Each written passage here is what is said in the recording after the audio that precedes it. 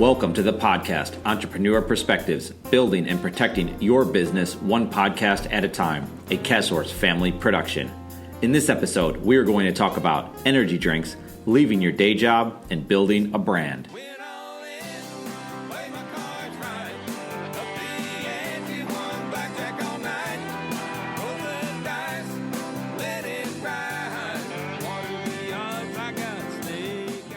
Our guest today is Thomas Walker, co-founder of Mettā Natural Awareness Beverage. Thomas runs the branding, graphic design, and culture at Mettā Beverage Corp. He also manages the legal affairs of the company. He uses Mettā to enhance his days, pushing through mental and physical barriers at the office and at CrossFit. Thomas brings perspective of someone disrupting the beverage industry, and you can use his experiences and insights to help you with your business. Thomas provides simplicity in his message, which helps him grow the Mettā brand. Because of his unique product and desire to make a difference in nutrition, we are excited to have him on the podcast. Let's get into it. Thomas, welcome to the Entrepreneur Perspectives podcast. Great to have you. Thanks for having me. Happy to be here. Great. So we're going to start, as you know, with some questions requiring a more thoughtful response and end with a round of rapid fire questions. You ready to get going? Yeah, ready. All right. So the first question I want to go with, though, is 3 years ago, about how many cups of coffee would you drink per day? Well, this is actually funny because I have been caffeine sensitive my whole life, and this is part of my pull into this product was I could never handle caffeine. When I was in law school, I got a little desperate. I tried taking a caffeine pill once, and it backfired. I thought I was going to die. Heart was almost beating out of my chest. But my co-founder, Ryan, he probably still drinks way too much coffee. We've gotten down from about 4 cups a day to 2, but it's and a lot of people on our team have been pulled into this from a previous coffee addiction. Yeah. 4 to 2 is not terrible. I mean, I see people that are drinking 7, 8, 9 cups of coffee a day, and it's pretty amazing to watch that happen. It's a problem. Yeah, which is why you're here. So we're going to get into that. Before we get too far down the road, you heard the intro about you. I can't do you justice in one opening statement, so tell us something real that the audience doesn't know. Something real about me. I think the realest thing about me is that even though I have a classical training in the legal world and I'm an entrepreneur now, my real passion has always been and probably will always be in fitness and wellness. I'm obsessed with it. And that's most of the things I read, most of what I do is around fitness and wellness. I love supplements, medicine, natural cures. I love exercise and everything to do with fitness. I love the physiology. I love the whole everything around it. It's really what drives me and what keeps me interested every day. Yeah, so I would look at it, and it sounds similar to me. In my interest, where you just consume so much information around the topics that you're interested in, and do you work? How many hours a week do you work? You're probably always on, right? You're always thinking about everything to do with your passion, which is fitness, nutrition, everything around it. Is that right? Yeah, I have never, it's funny because I don't even think about that stuff as work, but, aside from doing all the stuff I do with Mettā, I also coach CrossFit. I'm getting another certification in nutrition, and I'm constantly reading and staying abreast of the topic of everything that is nutrition and health related. Does that take up a lot of your time to get, licensed or certified in certain areas of nutrition? Yeah, it can be time consuming. The part that helps me is I have a lot of background in it. Even when I got my first personal training certification, it was fairly easy because I'd read in my own for fun dozens of books about everything to do from the angles in a squat and the most mechanical leverage that's beneficial for you when you're squatting. So then when I get into the overview in a personal training course, I was like, oh, this is easy. You guys don't know this yet? Yeah. And so it definitely helps when I go through these official certifications that I've got a lot of informal education on my own time. But it still can be time consuming. It definitely adds to the crunch, but I love doing it. That's for fun, I would read that anyway. So the certifications don't feel like a lot of work. Yeah, no, it's interesting. My wife, and we had our 3rd kid, she started to have some issues, around around getting sick off of certain foods. And so, but she consumed so much information about it that it's not a hobby because it's just a passion for what she had, and she ended up getting certified integrative nutrition. And so, Oh, awesome. and like you just continue to learn from it, right? And you get on the path for yourself, but you realize that you can help other people along that path, which is what you're doing. Yeah. So as we talked a lot about that, and obviously you had a passion and it led to you guys developing a product. So tell us a little bit about Mettā and what makes the drink so unique. Well, Mettā is kind of it's funny because we've treaded a line here of the energy drink word and the market, and when in reality Mettā is kind of the antithesis of a traditional energy drink. We're the exact opposite. We are no stimulants, no refined sugars, which is the hallmark of a traditional energy drink. But we use the nomenclature, and we get kind of caught up in the energy drink term because we have a similar thought behind us, which is we want to bring people a little bit of improved focus, improved wakefulness, reduced fatigue, all the same ideas behind a traditional energy drink, but we want to do it in a much better way, which is using adaptogens instead of stimulants. And adaptogens are these amazing plants. They've existed for millennia, and they're widely used all around the world and have been for thousands of years. But for some reason in North America have been kind of a secret or stuck in the world of traditional medicine or very, obscure healers. But we're trying to bring them mainstream, and some of people know some of them, such as ginseng, which is a very common one. But we also have rhodiola and schizandra, which are really powerful ingredients that can give you these amazing benefits, and no one else is really using them in a drink, or at least in the dosages that are effective, because it's quite common to see people throw some ginseng in an energy drink, but they're throwing in 8 milligrams when the effective dosage is closer to 2 or 300 milligrams. No one else is doing what we're doing, which is putting all these ingredients in there in an effective dosage that gives you a really palpable effect in a short term and can truly improve performance and reduce fatigue in a clinically proven way. That all of our dosages are based off of research. Everything is validated. This isn't a placebo effect we're praying for. So I think what makes us different is that we truly deliver on the energy drink side of things, but in a sustainable, healthy way. Okay, so is it people might be concerned that, well, I don't know the drink, right? I don't know the brand.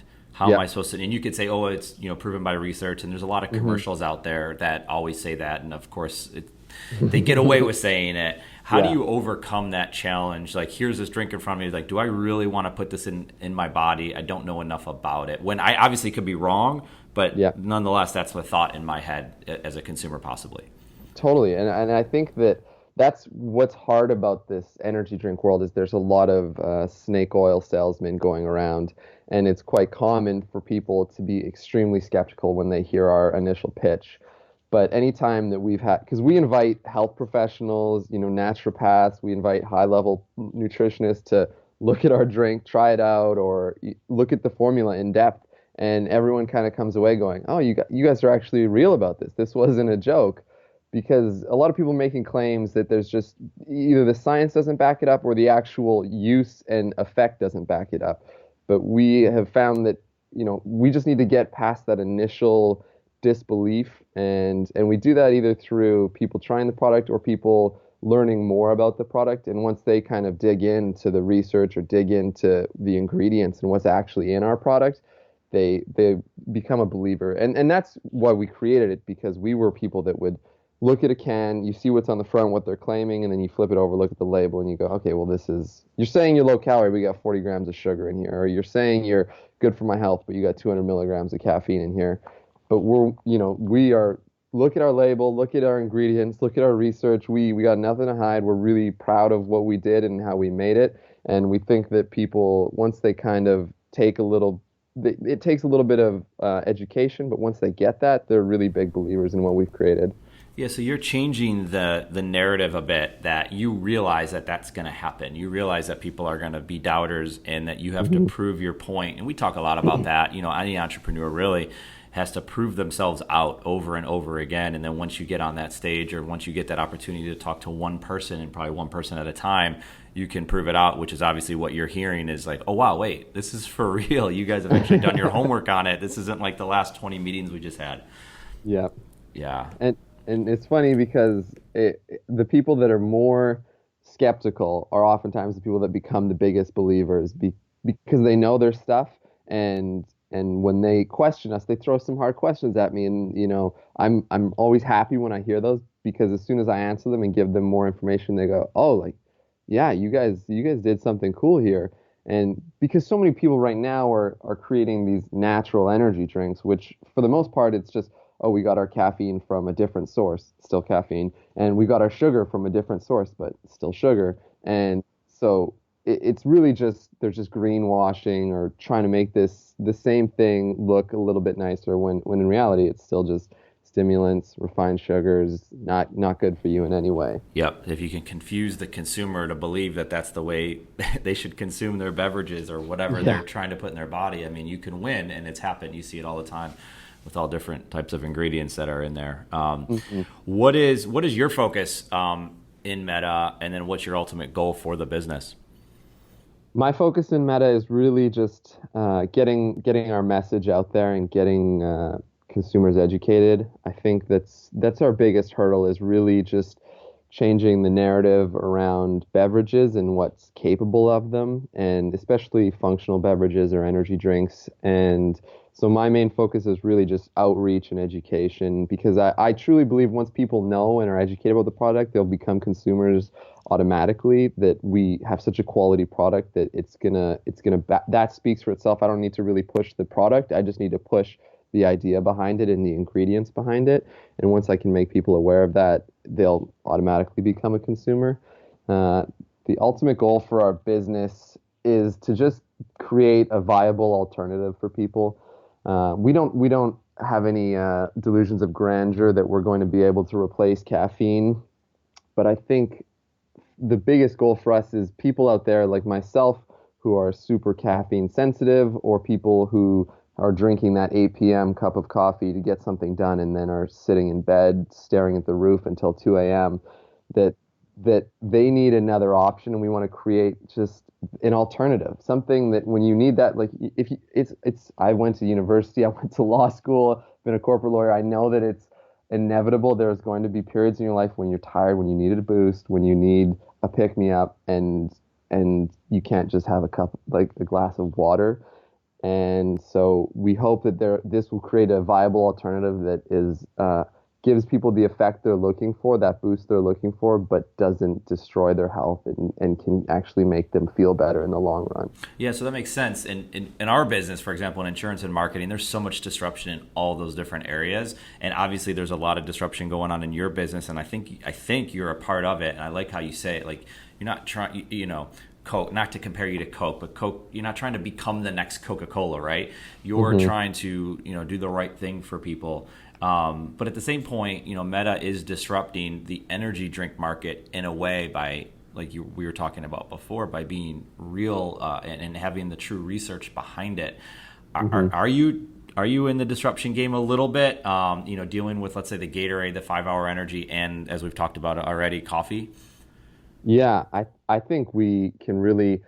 My dream for adaptogens to become the in between. On one end you've got stimulant free, and then on the other end you got stimulants, and I'd like for us to become a middle between those two, and in another way just a whole new product category of these amazing, I didn't invent adaptogens, and I really wish I could take credit for rhodiola and ginseng and schizandra, but they're these amazing plants that have been doing their amazing stuff for a long time and have been recognized as powerful plants by a number of cultures and groups. But I would love to just bring those mainstream so people can start to see the benefits of them and realize that it's not a caffeine or nothing solution, that there is a whole nother product category that can really improve your mental awareness, reduce fatigue, improve performance, and not be harmful to your health. So I think that we're trying to be the start of it, but I'm sure that this is going to become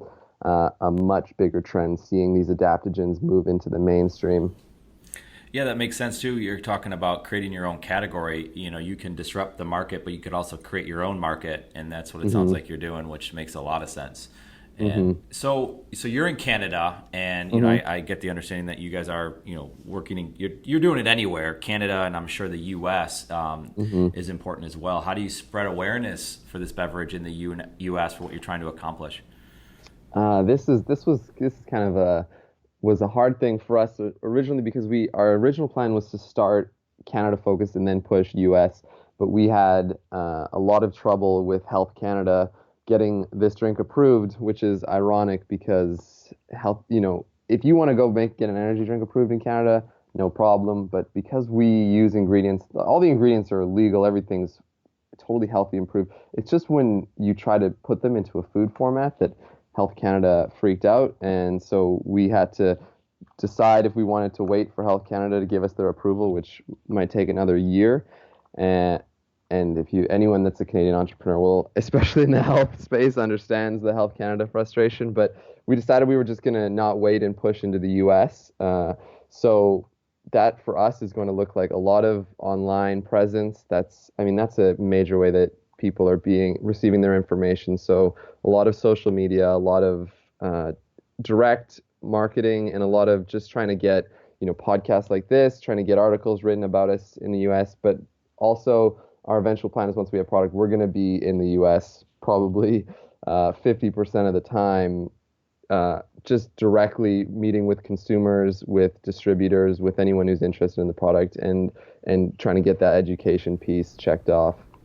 Okay, no, and so social media becomes obviously it's easier right now because you're in Canada, we're in Charlotte, North Carolina. We can have this conversation, and this is going to help, right? Hopefully, a little bit, one person even, to spread the message around what you're doing about Mettā, and then you have social media, which you can be anywhere at any point, and you can get a message out there. It's like something we haven't seen before, so that's pretty amazing that you have the opportunity to do that, even in a country where the excuse for you guys could easily be, well, they're just not going to approve it, so I guess we got to find something else to do. And you guys have continued to go down that path of doing what you want to do, which I guess goes into, you were a corporate lawyer, as you've mentioned before, and I believe you've left that, Yep. and you've started the Mettā brand with your best friend.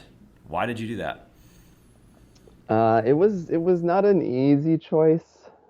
People in the law world, it's a lot of investment to get there. You obviously do your first degree and then a law degree and then you article, and it's a long journey. And once you get there, it's a pretty good payoff. You can get a very comfortable job with a very good salary, and you get a lot of social proof. People are, congratulating you, saying good work. Your parents are proud of you. But for me, it was just I would be at work, I'd be sitting there, and it just didn't feel like me, and I couldn't imagine spending the next 40 years just doing that. And I think some people are, I always tell people that if you're not a little bit curious about what you're doing, like in the fact that if you were not at work, would you read a law decision? Would you be interested in a headline about legal something? If that's true, you got some curiosity piece in there. You can stick it out. You can make it work. You can get through the grind. But I had none of that. I had only done it because it was a thing to do, and there was really no passion for me there. And like I've said before, my passion has always been in the health and wellness space, and I knew that I needed to get something in there. And so Mettā just really is a product that I want to see exist for my own selfish benefit, because I would love to be able to drink it. And then it was just kind of a risky choice. It's tough, but I just knew that I would be way more happy trying and even failing with Mettā than I would be taking kind of the safe route with something that I really had no passion for. So you took the chance, and yeah, that's what it's all about, right? We talked about this offline of just becoming a true entrepreneur. That word, as we've talked about, it goes both ways. It's a polarizing topic, I think, for many people. But when you're genuine about it, and you took the risk, you took the chance, and you're creating the opportunities for yourself, and if it doesn't work, you only have yourself to blame for it, as opposed to blaming some large corporate environment that really, that's hard to do, because then it goes down to that excuse category where you could have done something about it, and you are doing something about it, and that's what we love, talking to people like you. about. So Thanks. yeah, and so you're innovating, right? And we, as you know, have a content platform called Sportsepreneur, and we create analogies between sports and business. It's an interest that we have. But in the article, and forget, it's about college football, because college football in the U.S. is obviously is enormous. But we talked about how smaller college football programs can use innovation, like changing their offensive styles or changing their uniforms, or Boise State having a blue field or whatever that is. But innovation in business is everywhere, and you have to continue to innovate. And the people that we've talked about before, like at Tim Ferriss, are always saying, what are the different things that you can do to continue to take it to the next level? And if you don't innovate, maybe your business could go away. You guys are definitely innovating. You are building a brand, and you left your corporate job. What has this process been like for you and in this innovation game that you're in? Yeah, it's funny that you mentioned the college football thing, because I think it's really interesting, the idea of being the smaller ones being more agile and being more susceptible to innovative ideas taking root, because I think part of the problem with a lot of big corporations, and after working for very large companies, you can see how hard it is for good ideas to rise to the top because of the bureaucracy that's built in, or even just it's kind of a conservative, we've done it this way, so we're going to continue to do it that way mindset. Whereas as a small brand and a new brand, we've been very able to pivot, and we've had to pivot a couple times already, and I'm sure we're going to have to continue. But you realize how much power that offers you, in that we think we have a great idea, we're running with it, and all of a sudden it becomes very clear that it's a bad idea.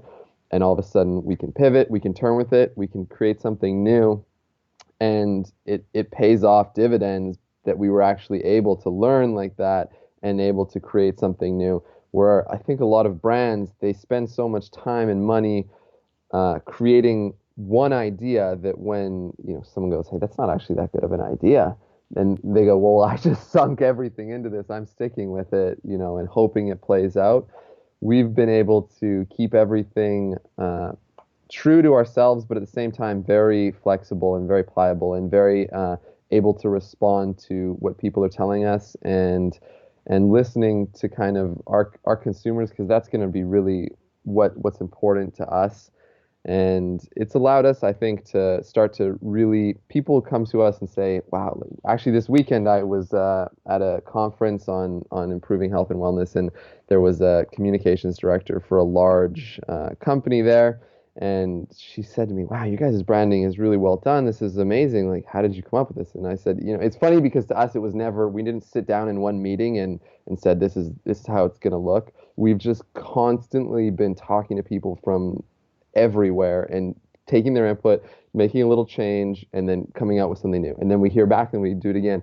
And we've probably it's been a lot of work, and we've had to redo all our branding and marketing and the whole idea behind it probably a dozen times. But at the end, it ends up looking so much better than if you are kind of stuck in a way of, we did it this way, we're going to keep doing it that way.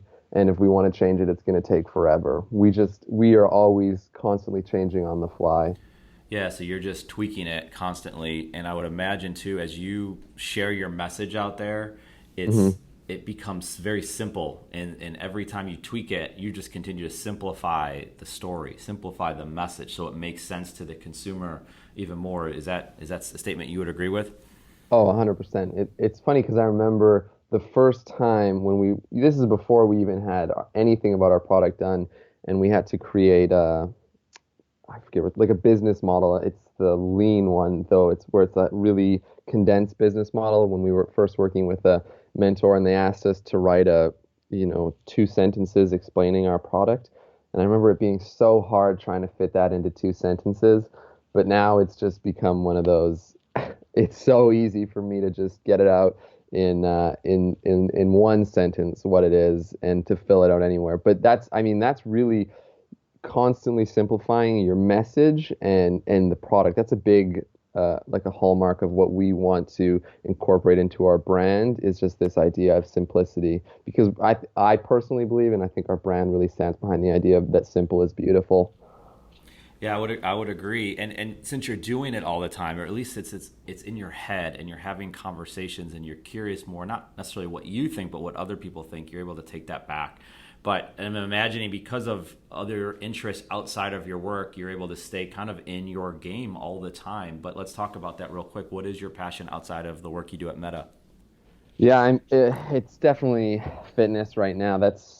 I'm also highly interested in nutrition and wellness, but fitness has been kind of when I was in law school, I was actually training with two very high-level CrossFitters. One of them went to the games, the other one went on to win national weightlifting championships in Canada. And so all through law school and after that, it's just been fitness has been my true passion. And I was a personal trainer during law school. I coach CrossFit now. So there's doesn't really a day that goes by where I'm not either working out or thinking about fitness or talking about it with someone or reading articles and books. That's definitely my passion right now. Yeah, I buy it. I can hear it in everything that you do and everything that you say. So that's pretty great. So we all have our fears. We all go to bed at night thinking about, oh my goodness, what's going to happen if this happens with business, right? You have a very positive. I think a lot of entrepreneurs have positive mindsets. But if we'd be lying to ourselves if we didn't think about some of the concerns we have. What is your biggest fear for Mettā? I think definitely my biggest fear is that we don't do a good enough job of letting people know about this product, because I think there's truly is a lot of people that could benefit from something like this. And I think the only issue will come if we aren't just able to get over that critical mass of getting the word out there, and that our failure comes not from anything to do with the product or anything to do with actually its production or its effects, but the failure comes from us just not being able to let people know that it exists. Well, I think you're doing a good job of it, right? And reaching out to us, getting on this podcast. We've talked about this before. There's many people we've had on this podcast, whether they're in related industries in the fitness world or not, that will have an interest, and new people that will hear a podcast like this and other things that you're doing. I think you are doing the right things, putting yourself out there, being on social media, identifying where the possible excuses are, saying Canada, and making sure that you're in the U.S. and connecting with people in the U.S. in order to get your message out there, simplifying that message. I think all the things that you're doing is right, and just keep going with it. And I think it's exciting. So I appreciate all that you've shared, and the fact that you have just a genuine interest in everything that you do, and it surrounds your life. It makes a lot of sense, and Mettā, we'll be better off for that in the long run. So I appreciate your input on all of that and the more thoughtful type of questions. Yeah, absolutely. Don't go anywhere, because we are going into some rapid fire questions right after this message. We would like to take a quick moment to tell you about an organization we work closely with called RODS, which stands for Racing for Orphans with Down Syndrome. We are a proud supporter of RODS Racing. The RODS mission is to nurture a positive image of Down syndrome, to promote awareness for the adoption of orphans with Down syndrome, and by participating in organized athletic races and awareness events. Ultimately, the goal is to find homes for all orphans with Down syndrome. Because of our relationship with the founder of RODS, Brady Murray, we are honored to be able to contribute our work in the area of marketing to create even more awareness around RODS and their mission. You can learn more about RODS at rods.org. So we want to move over to the rapid fire round. We go a little bit quicker. All right. And you ready to get going on that? Let's do it. All right. So what book are you reading right now? Absolute Ownership by Jocko Willink, I think is his name. Yes. How are you reading that? Is that a hardcover book or Kindle? I'm a Kindle guy. Okay. Yeah, it's a great book. I read it. We've talked about this as well. I love audio, but I did listen to that book, and that's it. I could imagine that would be a good book to read, but also they read it themselves in the audible version of it, and their voices. I mean, they're just total badasses, right? And there's something about hearing them talk about the stories that they had, being SEALs. It's pretty amazing. It's a great book. Yeah, they're awesome. What's your favorite social media network? I'm not a real. It's funny because I run a social media, but I personally don't like social media for myself.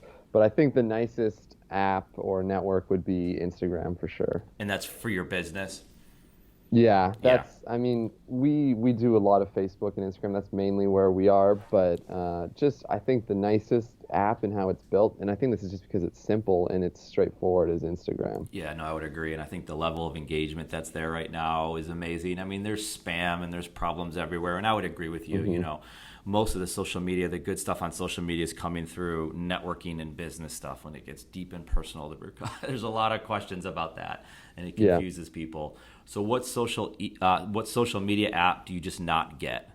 I really have a hard time understanding Pinterest. That would be the most confusing one. I had to outsource our Pinterest to a close friend of mine. She knows what's going on. And I said, listen, the time it's going to take for me to understand this network is just not worth it. So you love this stuff. Here you go. Help us out, please. Yeah. It's smart. I mean, that's what entrepreneurs do. You know, we do that. If you think about, if you live in a house and if you like to mow the grass, mow the grass. But if you don't, and it takes time away from you, then hire someone to do it. I mean, people exist. Obviously, that's a basic level of, you know, sharing in time. But no, I completely agree with you. So if you were to look at your phone right now, what's the phone app that's most important to you?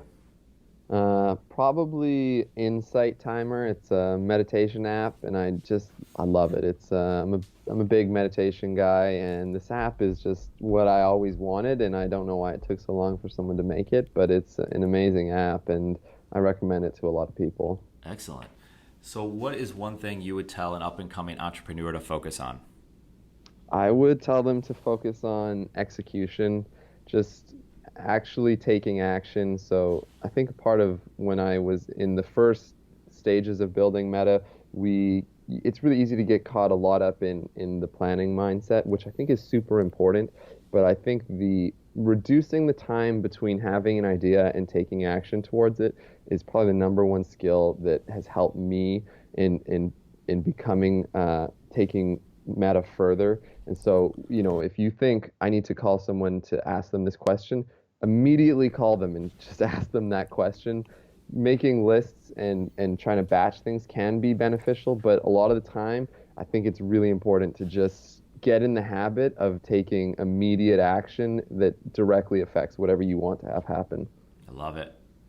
So I know there are many, and this isn't to rule anybody out, but I want you to identify one person that helped you get you where you are today. Oh, this is a hard one. I'm gonna just go with my mom. It's an easy one, but I mean, she has always, you know, been someone who dreamed big and worked hard, and I think that just instilled in me this idea of ambition and this idea of hard work for your ambition, that you can't. I think so many people have these huge dreams, but then their work ethic is just lost or gone. And for me, it was always, I'm going to dream big, but I know that if I want those dreams, that I'm going to have to put in the effort and the grind time to get me there. It starts early, doesn't it? Right? You got to have that implanted in you right away. Mm-hmm. Yeah, I understand it. So what would you tell someone like you have when you left your day job? What would you tell them when they're entering the world of entrepreneurship? I would tell them to just relax. I think it's very easy to get into a panic mindset, and because you have kind of an overload of incoming inputs, and you go from a fixed world where your options are, you know, do what I was told or get lunch, to entering a world of limitless options where you can do anything you want and anything to help your business, and it all of a sudden can just kind of, it's this like decision fatigue, but on steroids, where you're just overwhelmed and kind of collapse.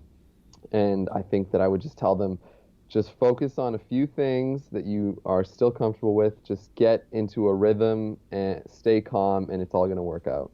Relax, and I would imagine taking that app, was it Insight Times, is that right? Insight Timer, yeah. Insight Timer, yeah. So maybe take that on for them as well. Totally. Take a deep breath. There you go. So we obviously know that you're into fitness. If you could only do one kind of exercise for the rest of your life, what would that be? It would definitely be a body weight, probably gymnastics influenced style of exercise. I think weightlifting is amazing and it's great, but you know, for the rest of your life, I don't think anything has the longevity, and it's not as easy on your body as calisthenics or body weight training, especially gymnastics. I think that gives you kind of mobility and strength and everything that most people are looking for from a fitness program, and you can do push-ups until you die, basically. Yeah.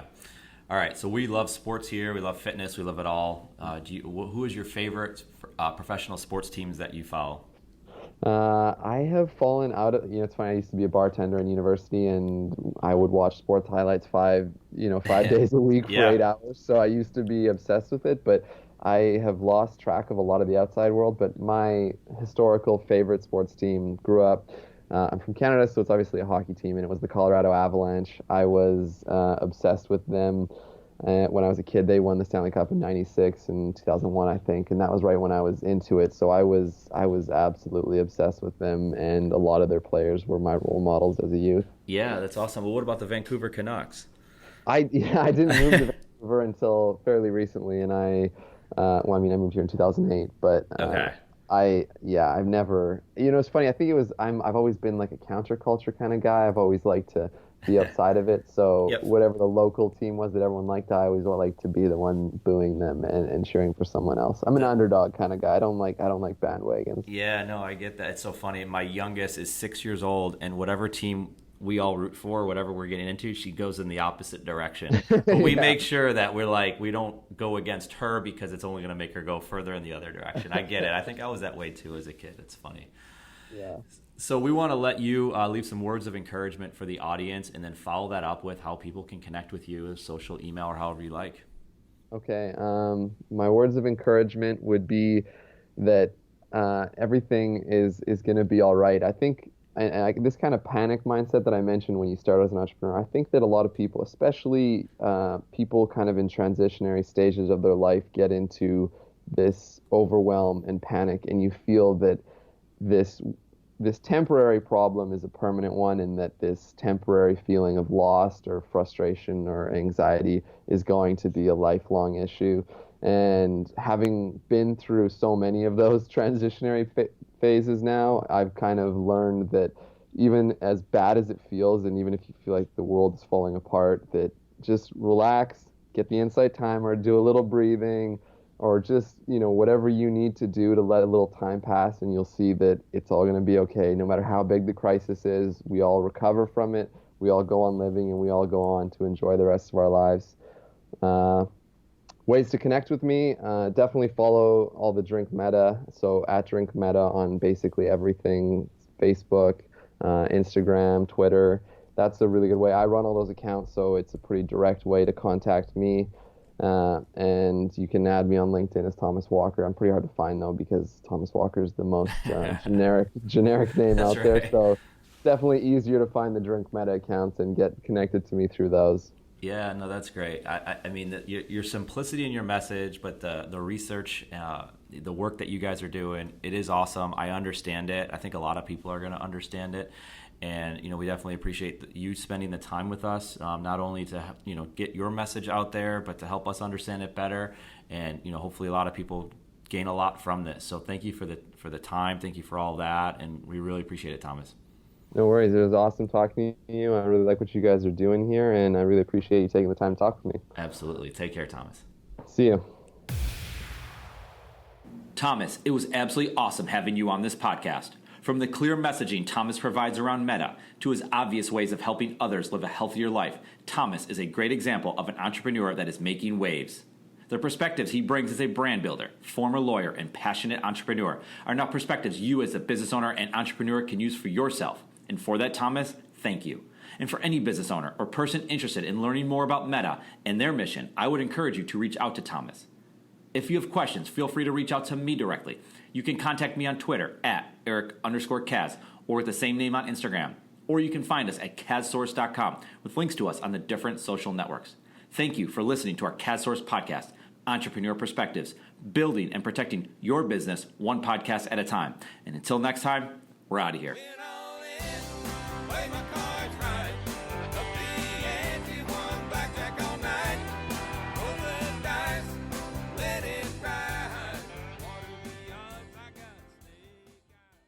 A big thanks to Rods Racing for their support of this podcast and allowing us to contribute to their inspiring cause. Thank you so much for listening to this podcast. It's a big deal to us. We hope you found value in it, and if you did, we would be incredibly grateful if you gave us a review on iTunes. Remember to subscribe to this podcast and feel free to share it with anyone you know. More than anything, thank you again for listening. We appreciate it.